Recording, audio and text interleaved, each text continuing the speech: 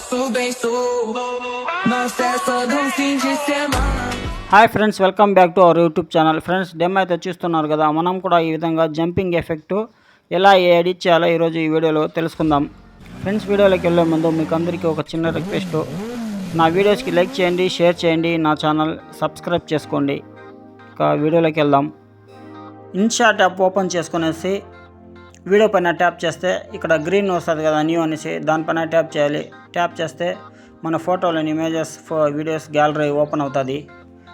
మనం ఇంచేపు రికార్డింగ్ చేసుకున్నాం కదా, ఆ వీడియోని మనం సెలెక్ట్ చేసుకునేసి కింద టిక్ మార్క్ పైన ట్యాప్ చేస్తే టైం లైన్ ఈ విధంగా ఓపెన్ అవుతుంది.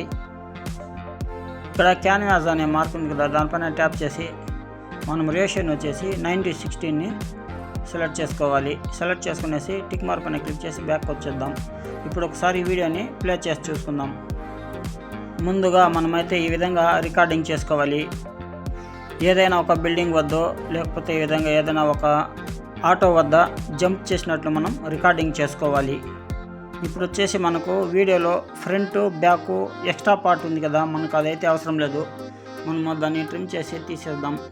ఎక్కడి వరకు అయితే మనకు వీడియో కావాలో అక్కడ వరకు స్టాప్ చేసి స్ప్లిట్ పైన ట్యాప్ చేస్తే అక్కడ ట్రిమ్ అవుతుంది. మనం డిలీట్ చేసేయాలి. ఇదే విధంగా ఫ్రంట్లో కూడా మనము స్ప్లిట్ చేసి డిలీట్ చేసేద్దాం.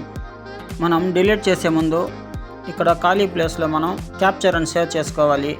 నేనైతే క్యాప్చర్ అండ్ సేవ్ చేసుకోకుండా మనకు ఎక్స్ట్రా పార్ట్ ఉంది కదా ఖాళీ ప్లేస్లో వీడియో, దాన్ని స్విచ్ పైన ట్యాప్ చేస్తే లేయర్గా కన్వర్ట్ అవుతుంది.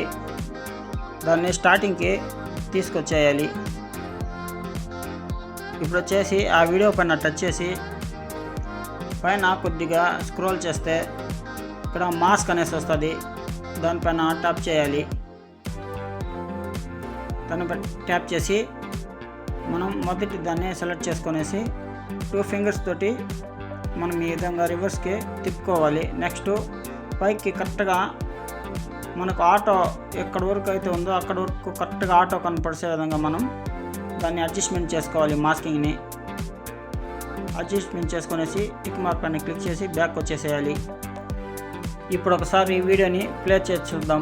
ఫ్రెండ్స్, వీడియో అయితే చూసారు కదా ఎలా ఎడిటింగ్ చేయాలనో. ఫ్రెండ్స్, నా వీడియోస్ మీకు నచ్చితే లైక్ చేయండి, షేర్ చేయండి, నా ఛానల్ సబ్స్క్రైబ్ చేసుకోండి.